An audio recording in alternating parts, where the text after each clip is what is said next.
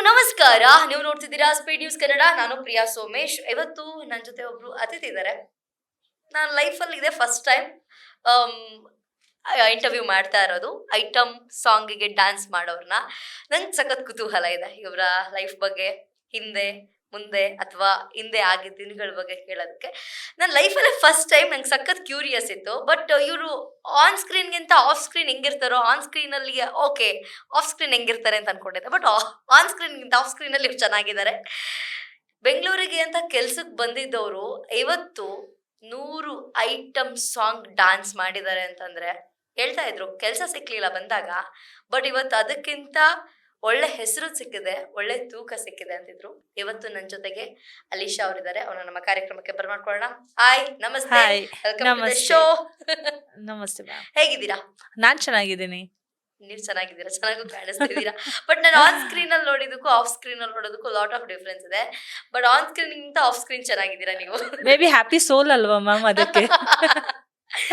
Okay, ನನಗೆ ಹೇಳ್ತಾ ಇದ್ರು ನಮ್ ದಿಲೀಪ್ ಸರ್ ಆಗ್ಲೇನೆ, ಕೆಲ್ಸ ಹುಡ್ಕೊಂಡ್ ಬಂದವರು ಇವತ್ತು 100 ಐಟಮ್ ಸಾಂಗ್ ಗಳನ್ನ ಮಾಡಿದ್ದಾರೆ ಅಂತ. ಹೌದು, ಎಷ್ಟು ಖುಷಿ ಇದೆ ನಿಮಗೆ ಅದು? ನಂಗೆ ತುಂಬಾ ಖುಷಿ ಆಗ್ತಾ ಇದೆ ಮ್ಯಾಮ್. ಬಿಕಾಸ್ ಸಾಂಗ್ಸ್ಗಿಂತ ಹೆಚ್ಚು ಅಂದ್ರೆ at least they have recognise my talent. ಮತ್ತೆ ಜನರಿಗೆ ನಾನು ತುಂಬಾ ಎಂಟರ್ಟೈನ್ಮೆಂಟ್ ಮಾಡ್ತಾ ಇದ್ದೀನಿ. ಹೌದು. ಅಟ್ಲೀಸ್ಟ್ ಅವರ ಮುಖದಲ್ಲಿ ಒಂದು ನನ್ನ ನೋಡಿದರೆ ತುಂಬಾ ಖುಷಿಯಾಗಿ ಫೀಲ್ ಆಗ್ತಾರೆ ಅವರು. So I am very happy. At least ನಾನು ಅಷ್ಟು ಮಾಡ್ತಾ ಇದ್ದೀನಲ್ಲ, ನನ್ನ ಕರ್ತವ್ಯವನ್ನು ಮಾಡ್ತಾ ಇದ್ದೀನಿ. ಓಕೆ, ನೀವು ಏನ್ ಕೆಲಸ ಹುಡ್ಕೊಂಡ್ ಬಂದ್ರಿ? ಹೌದು, ಬೆಂಗಳೂರಿಗೆ ನೀವು ಏನ್ ಆಗ್ಬೇಕು ಅನ್ಕೊಂಡಿದ್ರಿ ಅಟ್ಲೀಸ್ಟ್ ಬೆಂಗಳೂರಿಗೆ ಬಂದಾಗ? ನೀವು ಆ ದಿನ ನೆನಪಿಸ್ಕೊಳ್ಳಿ. ಏನ್ ಬಂದ್ರಿ? ಕೆಂಪು ಬಸ್ಸಲ್ಲಿ ಬಂದ್ರ? ಎಷ್ಟು ಲಗೇಜ್ ಇಟ್ಕೊಂಡ್ ಬಂದ್ರಿ? ಎಸ್, ನಾನು ಐ ಡೂ ರಿಮೆಂಬರ್, ನಾನು ಒಂದೇ ಒಂದು ಲಗೇಜ್ ಎತ್ಕೊಂಡೆ.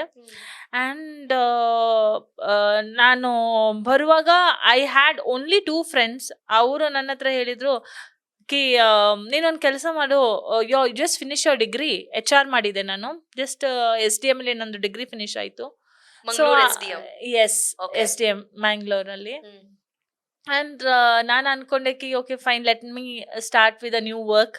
ಒಂದು ಒಳ್ಳೆ ನಾರ್ಮಲ್ ಕಂಪನಿಗೆ ಹೋಗ್ಬಿಟ್ಟು ಒಂದು ನಾರ್ಮಲ್ ಜಾಬ್ಗೋಸ್ಕರ ನಾನು ಕೇಳಿದೆ ಅಷ್ಟೇ. ಓಕೆ, ನಾಟ್ ಇವನ್ IT ತುಂಬಾ ದೊಡ್ಡದು ಅದಕ್ಕೆ, ಬಟ್ ನಾರ್ಮಲ್ ಜಾಬ್ಗೆ ಕೇಳಿದೆ. And with the certificate and with the bag and just not so much of money, normal money, and one Nokia phone. I came to Nokia phone? yes, I came to Bangalore. ಬಂದ್ಮೇಲೆ like ಅವ್ರಿಬ್ರದ್ದು number switch off. Friends ಇಬ್ರದ್ದು number switch off. Friend ಅಂದ್ರೆ before that ನಾನು ಸ್ವಲ್ಪ ಮಾಡಲಿಂಗ್ಸ್ ಎಲ್ಲ ಮಾಡ್ತಾ ಇದ್ದೆ. And ನಾನು ಟ್ರಾವೆಲ್ ಮಾಡ್ತಾ ಇದ್ದೆ. ನೀವು ಹೇಳಿದ್ರಲ್ವಾ ಕೆಂಪು ಬಸ್ಸಲ್ಲಿ, ಸೊ ಅದರಲ್ಲೇ ನಾನು ಟ್ರಾವೆಲ್ ಮಾಡ್ತಾ ಇದ್ದೆ. ಆ ಕೆಂಪು ಬಸ್ಸಲ್ಲೇ ಟ್ರಾವೆಲ್ ಮಾಡ್ತಾ ಇದ್ದೆ. Because I can only afford that much. ಆ ಟೈಮಲ್ಲಿ ನನಗೆ ಅಷ್ಟೇ ಅಫೋರ್ಡ್ ಮಾಡೋಕ್ಕಾಗತ್ತೆ. ಆ್ಯಂಡ್ ಆ ಟೈಮಲ್ಲಿ ನಾನು I do remember around 8 or 9 at that time I was alone standing in the road. ನಾನು ಒಬ್ಳೇ ಇದ್ದೆ ST ಮಾಲ್ ಹತ್ರ. I was Hebbal. ಓಕೆ, ನಾನು ದೇವ್ರ ಹತ್ರ ಪ್ರೇಯರ್ ಮಾಡ್ತಾ ಇದ್ದೆ. ಇದೇವ್ರು ನನಗೆ ಗೊತ್ತೇ ಇಲ್ಲ ಬೆಂಗಳೂರು, ನನ್ನ ದಾರಿಯಸ್ ಗೊತ್ತಿಲ್ಲ, ನನಗೆ ಏನು ಗೊತ್ತಿಲ್ಲ.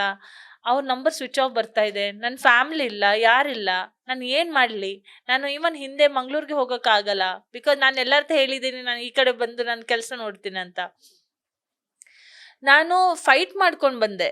ಸೊ ನಾನು ವಾಪಸ್ ಹೋಗೋಕ್ಕಾಗಲ್ಲ, ನನ್ನ ಕೈಯಲ್ಲಿ ಆಗಲ್ಲ. ಸೊ ಅದಕ್ಕೆ ನಾನು ಅದರಲ್ಲಿ ಒಬ್ಳು ಒಂದು ಗರ್ಲ್ ನನಗೆ ಕಾಲ್ ಮಾಡಿದ್ಲು after 1.5 hour of duration. And ನಾನು ಅವಳಿಗೆ ಹೇಳಿದೆ, ನೋಡು ನಿಂಗೆ ಗೊತ್ತು ನನ್ನ ಸಿಚುವೇಶನ್, ಪ್ಲೀಸ್ ಅಟ್ಲೀಸ್ಟ್ ನೀನು ನನಗೆ ಹೆಲ್ಪ್ ಮಾಡು, ಅಟ್ಲೀಸ್ಟ್ ಒಂದು ಜಾಬ್ ಫೈಂಡ್ ಔಟ್ ಮಾಡೋಕ್ಕೆ. ಅವಳು ಹೇಳು ಓಕೆ ನೀನು ಬಾ ನನ್ನ ಮನೆಗೆ. ಅವ್ರ ಅಮ್ಮ ನನಗೆ ಒನ್ ವೀಕ್ ತನಕ ಇರಿಸಿದ್ರು. And after that I went to nearby PG. ಅವ್ರು ನನಗೆ ಹಾಕಿದಲ್ಲಿ. ಆ್ಯಂಡ್ ಐ ಡೂ ರಿಮೆಂಬರ್ ಆವಾಗ ನನ್ನ ಹತ್ರ ಕಾಸಿರಲಿಲ್ಲ. ನಾನು ಹೋಗ್ಬಿಟ್ಟು ನೋಕಿಯಾ ಫೋನನ್ನು ಮಾರಿದೆ. Because that much I didn't had money. And I used to walk only for interview. I was walking from RT Nagar is my PG, and I was walking till MG Road, or I used to walk and go, because ನಾನೇನು ಅನ್ಕೊಂಡೆ ಕಿ ಅದು ದುಡ್ಡು at least ನನಗೆ ಏನಕ್ಕೆ use ಆಗತ್ತೆ ಅಂತ. Plus ನಾನು 1 time meal ತಿಂತಾ ಇದ್ದೆ. ಬಿಕಾಸ್ ನಾನು ಅನ್ಕೊಂಡೆ that money can use me somewhere ಅಂತ. ಸೊ ಬೇಜಾನ್ ಕಷ್ಟಪಟ್ಟು ಮೇಲೆ ನನಗೆ ಜಾಬ್ ಸಿಕ್ಕಿಲ್ಲ. May be I was not capable. ಅವರ ಕ್ಯಾಂಡಿಡೇಟ್ ಇಂಟರ್ವ್ಯೂ ಅಲ್ಲಿ ಎಲ್ಲ ನಾನೇ ಹೈಲಿ ಫೇಲ್ ಆಗ್ತಾ ಇದೆ. ಸೊ ತುಂಬ ಆಯಿತು, ಒಂದು 6 months ಅಬವ್ ಆಯಿತು. ಸೊ ಏನೋ ಮಾಡಬೇಕಲ್ವಾ. So again back to entertainment field, like modelling ಎಲ್ಲ ಸ್ಟಾರ್ಟ್ ಮಾಡಿದೆ. And I used to get paid around 1,500 rupees and all the thing, and that was my thing. So ಅಲ್ಲಿಂದ start ಆಯಿತು new generation, new journey, new feeling, everything is new. ಯಾವ ವರ್ಷದಲ್ಲಿ ಇದೆಲ್ಲ ನಡೆದಿದ್ದು? ಆಯಿತು ಬೇಜಾನ್, ಒಂದು 12 years ಅಬವ್ ಆಯಿತು. 12 years. ಓಕೆ. ಮನೇಲೆಲ್ಲ ಹೆಂಗೆ ಸಪೋರ್ಟ್ ಮಾಡ್ತಾರೆ? ಮೇ ಬಿ ಫಸ್ಟಲ್ಲಿ 1 year ತನಕ ಅವರಿಗೆ ಒಂದು ಐಡಿಯಾ ಇರಲಿಲ್ಲ ಇದ್ರ ಬಗ್ಗೆ ಎಲ್ಲ. ಸೊ ಆವಾಗ ಸಪೋರ್ಟ್ ಮಾಡ್ತಾ ಇರಲಿಲ್ಲ. And after that time goes, people change. Correct. Okay, ನೀವು ಯಾವುದಾದ್ರೂ ಒಂದು ಕೆಲಸ ಸಿಗ್ಲಿ ಅಂತ ಬಂದಿದ್ರಿ. ಹೌದು. ಇವತ್ತು ಇಷ್ಟೊಂದು ಒಳ್ಳೆ ಜರ್ನಿ ನಡೀತಾ ಇದೆ. ಸೊ ಹೆಂಗೆ ಇದ್ರು ಮೊದಲನೇ ಹೆಜ್ಜೆ? ಫಸ್ಟ್ ನಾನು ಹೇಳ್ದಲ್ಲ ನಿಮ್ಮ ಹತ್ರ, ನನ್ನ ಹತ್ರ ದುಡ್ಡು ಇರಲಿಲ್ಲ, ಕೆಲಸ ಇರಲಿಲ್ಲ, ನಥಿಂಗ್ ಇತ್ತು. ಆವಾಗ ನಾನು ಮಾಡ್ಲಿಂಗ್ ಮಾಡ್ತಾ ಇದ್ದೆ. ಆ ಮಾಡ್ಲಿಂಗಲ್ಲಿ ಒಂದು ಹುಡುಗಿ ಇಂಟರ್ವ್ಯೂಗೆ ಹೋದ್ಲು. ಲೈಕ್ ಆಡಿಷನ್, ಇಂಟರ್ವ್ಯೂ ಅಲ್ಲ, ಆಡಿಷನ್ಗೆ ಹೋದ್ಲು. ಏನ್ ಸಿನಿಮಾ So, audition ಆ? Yes cinema audition. And Dhruva ಅಂತ, ಅವ್ರು ಕ್ರಿಕೆಟ್ ಎಲ್ಲ ಆಡ್ತಾ ಇದ್ರಲ್ಲ ಧ್ರುವ ಸರ್, ಅವ್ರದ್ದು ಫಾದರ್ ಆ ಮೂವಿಯನ್ನು ಮಾಡ್ತಾ ಇದ್ರು. ಅದು ಮಾಯಾವಿ ಅಂತ, ಮೈ ಫಸ್ಟ್ ಮೂವಿ. ಆ್ಯಂಡ್ ಅವ್ರ ಫಾದರ್ ರಿಯಲಿ ಆ ಹುಡುಗಿಗೆ ಸೆಲೆಕ್ಟ್ ಮಾಡಿಲ್ಲ. ಆ ಪಕ್ಕದಲ್ಲಿ ಇದ್ದ ನನಗೆ ಹೇಳಿದ್ರು ಫೋಟೋ ತೋರಿಸು ಅಂತ. ನಾನು ಅಂದೆ, ಸರ್ ನಾನು ಬಂದಿಲ್ಲ ಸರ್, ನನಗೆ ಗೊತ್ತಿಲ್ಲ. ಅವ್ರು ಅಂದ್ರೆ ಐಟಮ್ ಸಾಂಗ್ ಮಾಡ್ತೀಯಾ ಅಂತ. ನಾನು ಅಂದೆ ಐಟಮ್ ಸಾಂಗ್ ಅಂದ್ರೆ ಏನು, ಬಿಕಾಸ್ ಅಷ್ಟು ಐಡಿಯಾ ಇಲ್ಲ ನನಗೆ ಐಟಮ್ ಸಾಂಗ್ ಅಂದ್ರೆ ಏನು.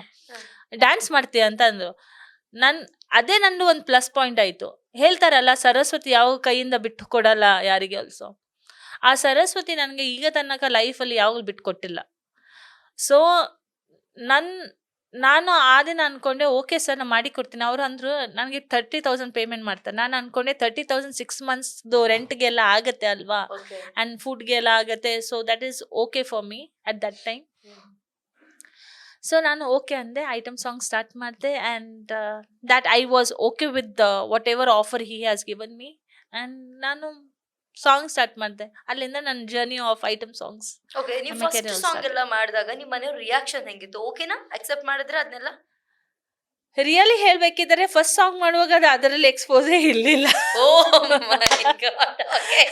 ಅಲ್ಲಿ ಎಕ್ಸ್ಪೋಸೇ ಇರಲಿಲ್ಲ. That was a beautiful song with lot of dancers. ಮತ್ತೆ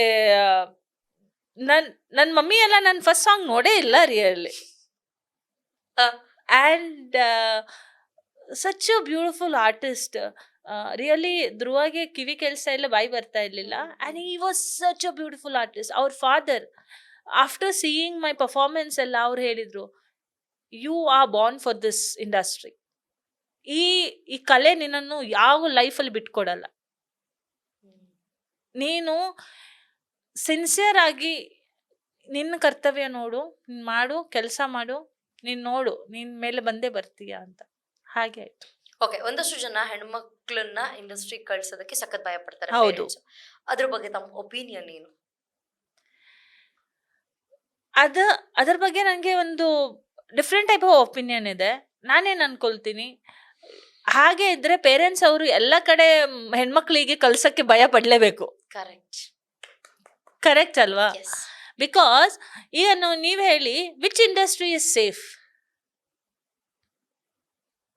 ಕರೆಕ್ಟ್ ಅಲ್ವಾ? This is uncommon thing. ಈಗ ಮೇ ಬಿ ಇವತ್ತು ದಿನ ನೀವು ಯಾವಾಗಲೂ ನ್ಯೂಸ್ ನೋಡಿದರೆ, ಪೇಪರ್ ನೋಡಿದರೆ, anything you see, even the social media, ನೀವು ದೂರ ಹೋಗೋದು ಬೇಡ, ನಿಮ್ಮ ಮೊಬೈಲನ್ನು ಆನ್ ಮಾಡಿದ ಕೂಡಲೇ you can see so many cases, so many things. ನಿಮ್ಮ ಹೆಣ್ಮಕ್ಳಿಗೆ ನೀವು ಎಲ್ಲಿ ಕಲಿಸ್ತೀರಾ? ಮನೆಯಲ್ಲಿ ಇಟ್ಕೊಳ್ಳಿಕ್ಕೆ ಆಗಲ್ಲ ಅಲ್ವಾ? So industry, I feel industry is a safe place. ಈಗ ದಿನ ಅವರ ತಂದೆ ತಾಯಿಯವರು ಸ್ವಲ್ಪ ಬ್ರಾಡಾಗಿ ಯೋಚನೆ ಮಾಡಬೇಕು.